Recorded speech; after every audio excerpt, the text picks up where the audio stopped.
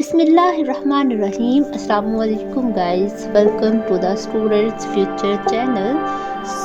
आज की हमारी वीडियो का टॉपिक है reasons of rejections of visa. कौन सी ऐसी रीजंस है जिनकी बेस पे एम्बेसडर मोस्टली वीज़ा रिजेक्ट कर देते हैं। हम उनको डिस्कस कर लेते हैं। This video specially for Korean embassy, वो स्टूडेंट जिन्होंने कोरियन वीज़ाज़ के लिए अप्लाई किया है, कोरिया स्टूडेंट वीज़ा या किसी और टाइप का वीज़े के लिए अप्लाई किया है, तो उनकी कुछ रिजेक्शंस की रीजंस मैंने इकट्ठी की हैं आप लोगों के लिए। आई होप कि ये वीडियो आपके लिए बहुत हेल्पफुल प्रूफ होगी, बिकॉज ये मोस्टली यही रीजंस होती हैं जो अगेन एंड अगेन वो स्टूडेंट्स की वीज़ा रिजेक्शन में ऐड कर देते हैं। ओके, तो ये लॉजिक नहीं है, लेकिन हमारी कुछ अपनी मिस्टेक्स होती हैं जिसकी वजह से हमारा वीज़ा रिजेक्ट हो जाता है। तो देखते हैं ऐसी कौन सी रीजंस है जिनकी बेस पे वीज़ा रिजेक्ट कर दिया जाता है। So let's start. सबसे पहले तो जब आप वीज़ा के लिए अप्लाई कर देते हैं तो वीज़ा स्टेटस कैसे चेक करते हैं वो ऑलरेडी मैं आपको बता चुकी हूँ। आप मेरे चैनल पे जाके वो वीडियो देख सकते हैं। इसके अलावा जब आप वीज़ा स्टेटस चेक करते हैं तो कुछ इस तरह से आपको यहाँ पे प्रोग्रेस स्टेटस में या एक्सेप्टेंस शो हो रहा होगा। इसके अलावा यहाँ आपको एप्लीकेशन रिसीव्ड इस तरह से शो होगा, यहाँ आपको लिखा हुआ नज़र आएगा रेसिपीट लाइक दिस। तो ये सारी एप्लीकेशन रिसीव्ड की फॉर्म्स हैं, nothing difference in between this. Okay, उसके बाद जो है आपका रिज़ल्ट अनाउंस होता है डायरेक्टली एप्लीकेशन रिसीव्ड से। जो आपका स्टेटस जाता है वो एक्सेप्टेड या रिजेक्टेड की तरफ जाता है। एक्सेप्टेंस हो जाती है तो वहाँ पे सर्टिफिकेट का ऑप्शन आ जाता है, आप सर्टिफिकेट डाउनलोड कर सकते हैं। लेकिन अगर तो किसी स्टूडेंट का वीज़ा रिजेक्ट हो जाता है तो उसकी क्या रीज़न होती है वो हम डिस्कस कर लेते हैं।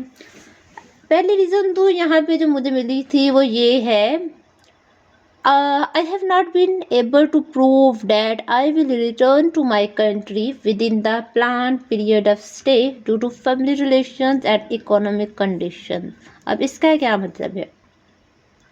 वो ये कहना चाह रहा है कि आपके डॉक्यूमेंट्स देख के, आपका purpose of statement of purpose देख के, यहाँ कह ले कि आपकी जो बैंक स्टेटमेंट है वो देख के हमें नहीं लग रहा कि आप वापस आएंगे। अब यहाँ पे आप क्या करना था, आपको अपनी बैंक स्टेटमेंट अच्छी बनवानी थी। जितनी आपके सर्टिफिकेट ऑफ एडमिशन पे अमाउंट मेंशन है उसके अकॉर्डिंग आपको टिकट चार्जेस ऐड करके फिर आपने अपनी बैंक स्टेटमेंट सबमिट करनी थी।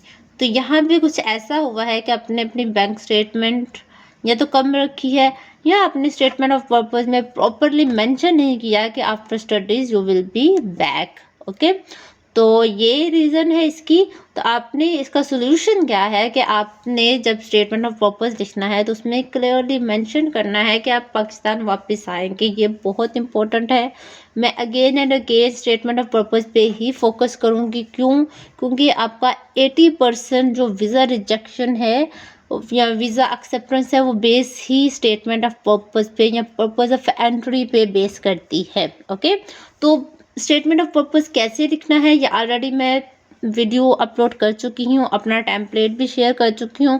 तो अगर आपने वो वीडियो अभी तक नहीं देखी तो चैनल पे जाके ज़रूर देखिएगा।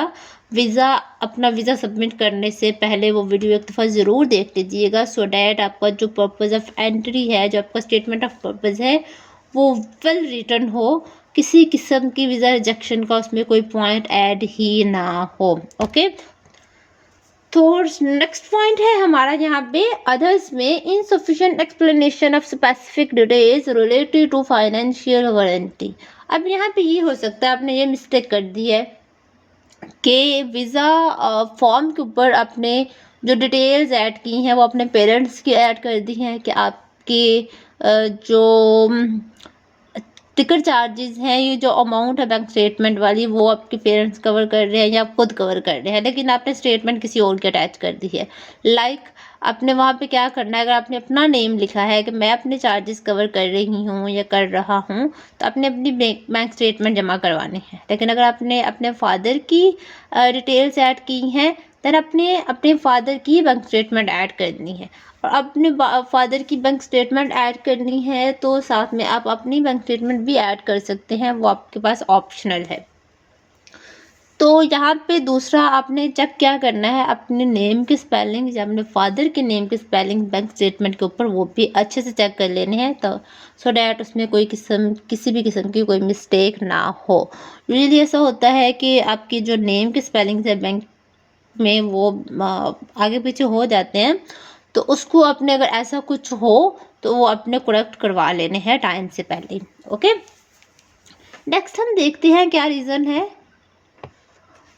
Okay, exceeding the number of invited financial support grantee from advisors issued 1% for the 2023 one semester.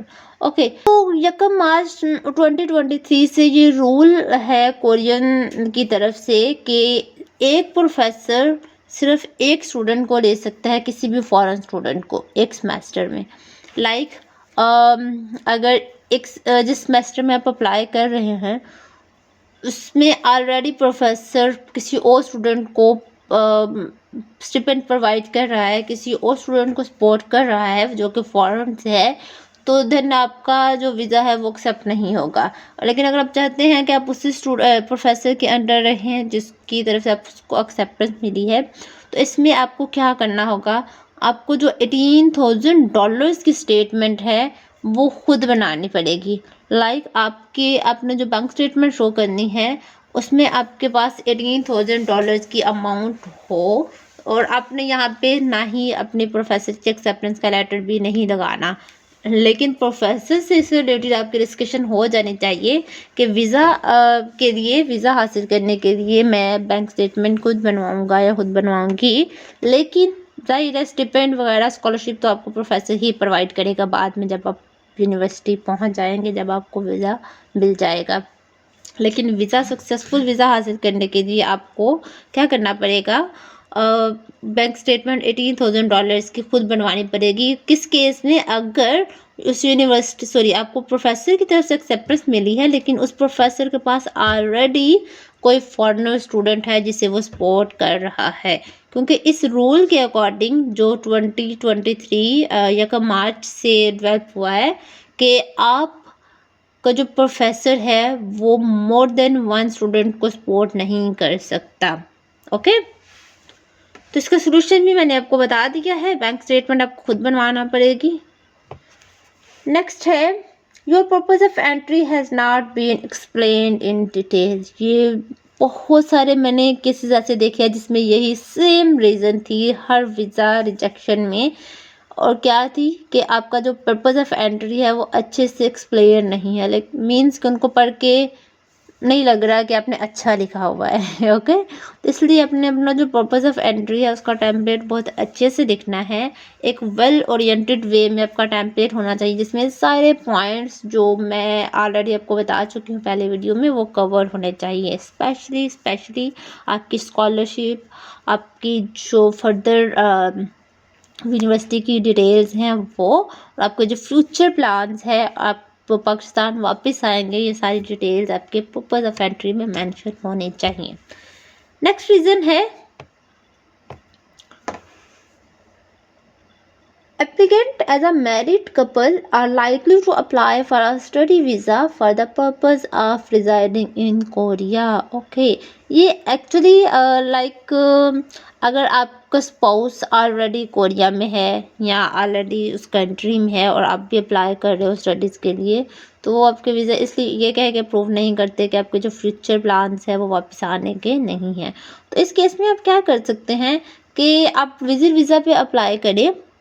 Okay, बाद में वहाँ पे आपको एक्सेप्टेंस ले प्रोफेसर से या एडमिशन आपका तो ऑलरेडी में भी डन हो, तो बाद में आप अपना वीज़ा स्टेटस चेंज करवा लें। मोस्टली ऐसा होता है कि अगर आप अपने स्पाउस को इनवाइट करते हैं अपने पास, देन उनका एडमिशन किसी भी यूनिवर्सिटी में हो जाता है, तो आप उनका जो स्टेटस है वो चेंज करवा सकते हैं विजिट वीज़ा से D2 या अपने जो जिस भी फील्ड में वो स्टडी कर रही हैं। ओके,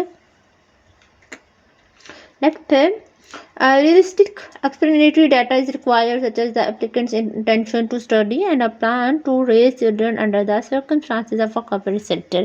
अब यहाँ पे भी आपका पॉइंट अगर आप मैरिड हैं और आपका स्पाउस ऑलरेडी उसी कंट्री में है, तो आपने क्या करना है, अपनी पर्पस ऑफ एंट्री में प्रॉपरली मेंशन करना है कि मेरा यहाँ वहाँ पे जाने का पर्पस सिर्फ स्टडी है, मैं अपनी डिग्री कंप्लीट करने के बाद वापस हम आएंगे। ओके, तो ये पॉइंट आपने अगर मेंशन करेंगे अपने पर्पस ऑफ एंट्री में, तो आपका वीज़ा रिजेक्ट नहीं होगा। नेक्स्ट है, the purpose of entry was not fully explained. Again वही reason, insufficient proof of financial ability to pay for study abroad expenses। अब यहाँ पे बैंक स्टेटमेंट की रीज़न है, आपकी बैंक स्टेटमेंट जो पहले पॉइंट्स मैंने डिस्कस की हैं उसके अकॉर्डिंग होनी चाहिए। Okay, next is your purpose of entry has not been explained in detail. You can see mostly reasons rejections are based on purpose of entry document. Then statement of your document cannot be proved. Your purpose of entry has not been explained in detail. Again the same reason, आपका जो purpose of entry document है वो well written होना चाहिए। वो पढ़ते ही उनको सारी समझ आ जाएगी किस वजह से स्टूडेंट जा रहा है, क्या उसके फ्यूचर गोल्स हैं, और वापस ज़रूर आएगा। ओके, अगर आपने वीज़ा डॉक्यूमेंट ये ऐड, अगर आपने purpose of entry document add ही नहीं किया तो आपका स्ट्रेट फॉरवर्ड वीज़ा रिजेक्ट कर देंगे। तो ये आपने ये डॉक्यूमेंट ज़रूर ऐड करना है, लेकिन वेल रिटन वे में। Okay, statement of your document can not be proved. Again the same reason, your purpose of entry has not been explain in detail. ये तीनों पॉइंट सिर्फ और सिर्फ आपके पर्पस ऑफ एंट्री डॉक्यूमेंट पे focus कर रहे हैं। तो ये कुछ रीज़न थी जो मुझे आपको बताना थी, आपके साथ शेयर करनी थी, सो डैट आप पहले से अवेयर रहें और आपको आइडिया हो कि अपने डॉक्यूमेंट्स किस तरह से रेडी करने हैं, कौन कौन से डॉक्यूमेंट्स रिक्वायर्ड हैं, उससे रिलेटेड भी इंफॉर्मेशन आपको मेरे चैनल से मिल जाएगी। लेकिन यहाँ पे बेसिक आपका फोकस होना चाहिए पर्पस ऑफ एंट्री डॉक्यूमेंट पे या स्टेटमेंट ऑफ पर्पस पे। तो वो आपकी बहुत अच्छे से लिखी होनी चाहिए। ये टेम्पलेट आप मेरी वीडियो में देख सकते हैं, मैं इसका लिंक भी डिस्क्रिप्शन में ऐड कर दूँगी। So best of luck, be ready for your visa application and apply before time. Best of luck, अल्लाह हाफिज़।